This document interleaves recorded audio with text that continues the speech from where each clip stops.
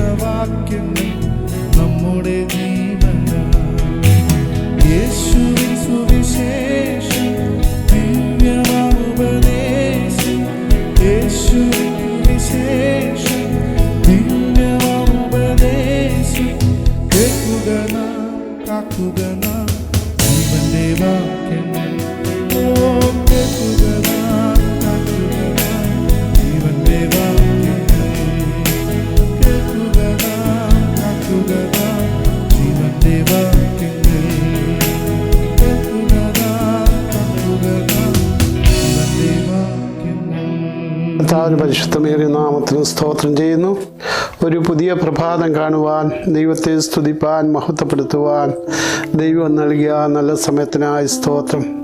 കഴിഞ്ഞ രാത്രിയിൽ വിശ്രമിച്ച എത്രയോ ആയിരങ്ങൾ ഈ പുതിയ പ്രഭാതം കണ്ടുവരുവാൻ കഴിയാതിരിക്കുമ്പോൾ ദൈവമക്കളാകുന്ന നമുക്ക് രാവിലെ സമയം ഉണർന്ന് കർത്താവിനെ സ്തുതിച്ച് മഹത്വപ്പെടുത്തുവാൻ കർത്താവ് കൃപ തന്നതിനാൽ സ്തോത്രം.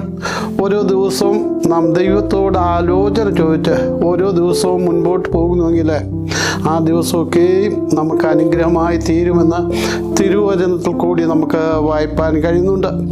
ആമേൻ. 73-ാം സങ്കീർത്തനം 24-ാം വാക്യത്തിൽ ആസാഫ് ഇപ്രകാരം പറയുന്നു: നിന്റെ ആലോചനയാൽ നീ എന്നെ നടത്തും, പിന്നത്തേതിൽ മഹത്വത്തിലേക്ക് എന്നെ കൈക്കൊള്ളും.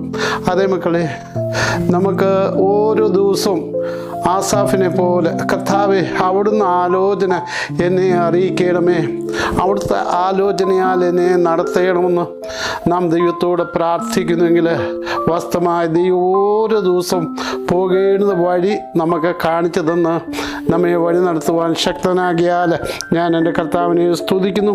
ന്യായാധിപന്മാരുടെ പുസ്തകം 1-ാം അധ്യായം അതിൻ്റെ 1-2 വാക്യം വായിക്കുമ്പോൾ യോശുവയുടെ മരണശേഷം ഇസ്രായേൽ ജനത്തിന് നടത്തിപ്പുകാരനോ ആലോചന ചോദിക്കുന്നവരോ ആരുമില്ലാതെ ഇരിക്കുമ്പോൾ യഹോവയോട് ആലോചന ചോദിച്ചതായിട്ട് നാം അവിടെ വായിക്കുന്നുണ്ട്. അവർ ദൈവത്തോട് ആലോചിച്ചപ്പോൾ യഹോവ പറഞ്ഞു, യഹൂദ പുറപ്പെടട്ടെ എന്ന് പറഞ്ഞു. അവർ പുറപ്പെട്ടതായി നാം ദൈവത്തിൻ്റെ വചനത്തിൽ വായിക്കുന്നുണ്ട്. അതെ, ആ കാലത്ത് യോശുവയുടെ കാലത്തിന് ശേഷം ഇസ്രായേൽ ജനം ദൈവമില്ലാത്തവരായി ദൈവത്തെ കൂടാതെ പിന്മാറിപ്പോയപ്പോൾ, ദൈവാലോചന അറിയാതിരിക്കുമ്പോൾ ജനം ദൈവത്തോട് ചോദിച്ചു, ഞങ്ങൾക്ക് മുൻപായി യുദ്ധത്തിന് പുറപ്പെടേണ്ട ആരെന്ന് ചോദിച്ചപ്പോൾ ദൈവത്തോട് ആലോചന പറഞ്ഞതായി നമുക്ക് വായിപ്പാൻ കഴിയുന്നുണ്ട്. അതുപോലെ തന്നെ ദാവീദ് കഷ്ടത്തിലായപ്പോൾ ദൈവത്തോട് ആലോചന ചോദിച്ചു, കർത്താവേ, ഞാൻ പോകണമോ പോകേണ്ടായോ എന്ന് ദൈവത്തോട് ആലോചന ചോദിച്ചു. കർത്താവ് പറഞ്ഞു, ദാവീദേ, പോക, ഞാൻ നിന്നോട് കൂടെ ഇരുന്ന് ശത്രുവിൻ്റെ കയ്യിൽ നിന്ന് നിനക്ക് വിജയം നൽകി തരാമെന്ന് ദൈവാലോചന പറഞ്ഞതായി നമുക്ക് ശമൂവേലിൻ്റെ പുസ്തകം 30-ാം അധ്യായം വായിക്കുമ്പോൾ നമുക്ക് അവിടെ വായിപ്പാൻ കഴിയുന്നുണ്ട്. അതുകൊണ്ട് നമ്മുടെ ഏത് ആവശ്യങ്ങൾക്കായി ഏത് വഴിയിൽ നാം കടന്നു പോകുമ്പോഴും നമുക്ക് ദൈവത്തോട് ആലോചന ചോദിച്ച് യാത്ര പുറപ്പെട്ടാൽ അവിടെ ക്ഷമമായിരിക്കും. അതുകൊണ്ട് നമുക്ക് ദൈവ ആലോചന പ്രകാരം മുൻപോട്ട് പോകാം. ദൈവവചനങ്ങളാൽ സഹായിക്കട്ടെ. പ്രാർത്ഥിക്കാം. അൻപുള്ള കർത്താവേ, നല്ല ദൈവമേ, ഇന്ന് പൽക്കാലം ദൈവ ആലോചന പ്രകാരം ഞങ്ങളുടെ യാത്ര തുടർപ്പാൻ പകലിന് മണിക്കൂർ ഞങ്ങളെ അവിടെ സഹായിക്കുമാറാകണമെന്ന് പ്രാർത്ഥിക്കുന്നു.